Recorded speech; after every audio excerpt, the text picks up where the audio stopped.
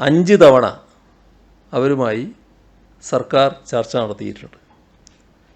ആരോഗ്യമന്ത്രി സമരസമിതിയുമായി 3 തവണ ചർച്ച നടത്തി. അപ്പോൾ അവരുന്നയിച്ച ആവശ്യങ്ങളിൽ സർക്കാർ നടപ്പാക്കാൻ പറ്റുന്ന കാര്യങ്ങൾ പലതും നടപ്പാക്കിയിട്ടുണ്ട്. ഉപാധിരഹിത ഓണറേറിയം നൽകാൻ തീരുമാനമെടുത്തു. ശൈലി സർവേയിലെ OTP സംവിധാനം നിർത്തലാക്കുന്നത് സംബന്ധിച്ച് ഹെൽത്തിന് നിർദ്ദേശം നൽകി. ലെപ്രസി സർവേയുമായി ഉന്നയിച്ചൊരു പ്രശ്നമുണ്ടായിരുന്നു, അതിന് പരിഹാരം കണ്ടു. ഇതുകൂടാതെ വിരമിക്കൽ പ്രായം 62 വയസ്സാക്കിയിരുന്ന സർക്കാർ ഉത്തരവ് മരവിപ്പിച്ചു. ശേഷിക്കുന്ന ആശമാരെ കൂടി ഇൻഷുറൻസിൽ ഉൾപ്പെടുത്താൻ നടപടിയും സ്വീകരിച്ചു. ആയുഷ് മേഖലയിലൂടെ കുറച്ച് ആശമാർക്ക് കിട്ടുന്ന ഇൻസെൻറ്റീവ് മുഴുവൻ ആശമാർക്കും നൽകണമെന്ന് കേന്ദ്രത്തോട് അഭ്യർത്ഥിക്കുകയും ചെയ്തു. ഇതെല്ലാം ചെയ്തു.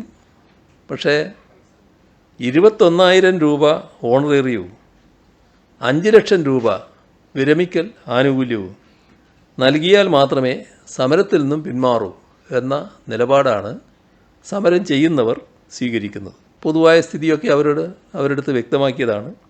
അതിൽ സാമ്പത്തിക സ്ഥിതിയും വ്യക്തമാക്കിയതാണ്.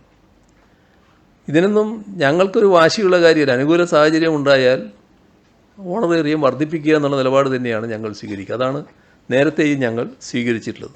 വീണ്ടും സമരം തുടരുന്ന സാഹചര്യം വന്നപ്പോഴാണ് കേന്ദ്ര ട്രേഡ് യൂണിയൻ സംഘടനകളുടെ അഭ്യർത്ഥന വന്നത്.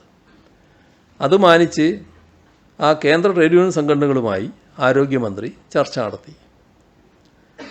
ഈ ചർച്ചയിൽ ബഹുഭൂരിപക്ഷത്തിൻ്റെ നിർദ്ദേശങ്ങളുടെ അടിസ്ഥാനത്തിൽ ഒരു IAS ഉദ്യോഗസ്ഥൻ്റെ നേതൃത്വത്തിൽ ആശമാരുടെ ഓണറേറിയം ഉൾപ്പെടെയുള്ള എല്ലാ പ്രശ്നങ്ങളും പഠിക്കാൻ കമ്മിറ്റി രൂപീകരിക്കാൻ തീരുമാനിച്ചു.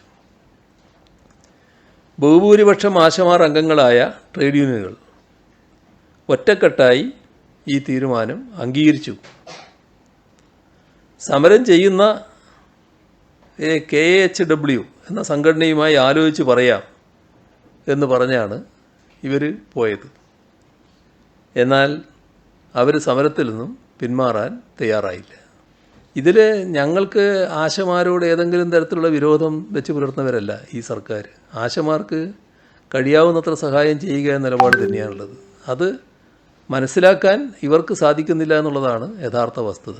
അത് മനസ്സിലാക്കുന്നവരാണ് മഹാഭൂരിപക്ഷം 99% ഇപ്പോൾ സർവീസിൽ യഥാർത്ഥ സർവീസ് നടത്തിക്കൊണ്ടിരിക്കുന്നത്. അപ്പോൾ ഞങ്ങളെ സംബന്ധിച്ചൊരു വാശിയുടെ പ്രശ്നമല്ല അത്. ഈ തീരുമാനത്തിൻ്റെ വെളിച്ചത്തിൽ, ഇടപെട്ട കാര്യങ്ങളുടെ വെളിച്ചത്തിൽ അവസാനിപ്പിച്ച് പോവുക എന്നതാണ് യഥാർത്ഥ വഴി. അതവർ സ്വീകരിക്കുന്നില്ല എന്നുള്ളതാണ്.